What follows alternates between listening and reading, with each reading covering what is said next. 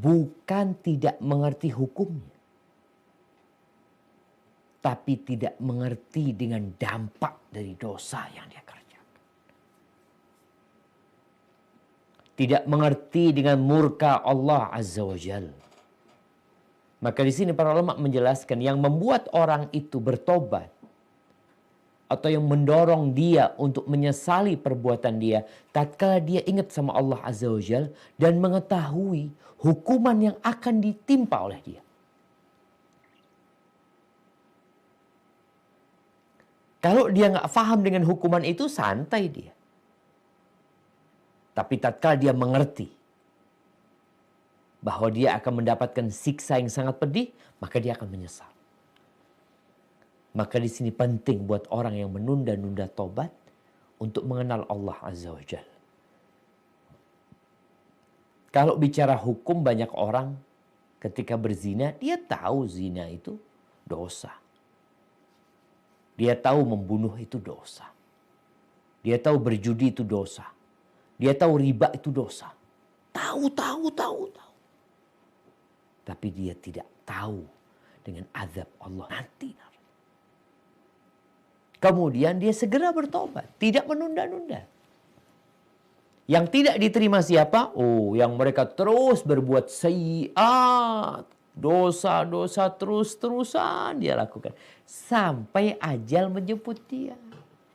Baru dia mengatakan, ini tubtul an. Sungguh aku benar-benar bertobat. Sekarang nih aku tobat nih. Nggak ada. Subhanallah, Allah itu maha pengasih, maha penyayang. Semuanya Allah jelaskan. Tapi kadang-kala kita nggak mau baca Quran. Kita sibuk baca yang lainnya. Dalam hadis yang diriwayatkan oleh Imam Tirmidzi, Rasulullah sallallahu alaihi wasallam bersabda, "Innallaha yaqbalu taubatal 'abdi ma lam yugharqir." Sesungguhnya Allah menerima taubat hamba selama nyawanya belum sampai ke tenggorokan. Kalau udah nazak tuh nggak diterima. Ahibati fillah, nih teman-teman yang ada di Eropa nih. Biasanya melihat orang-orang itu disiplin banget. Mereka dimotivasi untuk tidak terlambat. Dimotivasi untuk tepat waktu. Dimotivasi untuk tidak malas. Dimotivasi untuk tidak menunda-nunda. Segera kerjakan yang bisa dikerjakan hari ini, jangan ditunda besok. Kalau dalam urusan dunia, kita bersegera. Berlomba-lomba. Tapi dalam urusan akhirat kita santai. Padahal urusan dunia, Allah Azza wa Jalla mengatakan, "Alladzi ja'ala lakumul arda dhalulan famshu fi manakibiha." Kata Allah, dialah Allah yang menjadikan tanah ini landai buat kalian, bumi ini landai buat kalian. Jalanlah kalian, jalan aja. Nggak usah berlarian mencari dunia. Kenapa?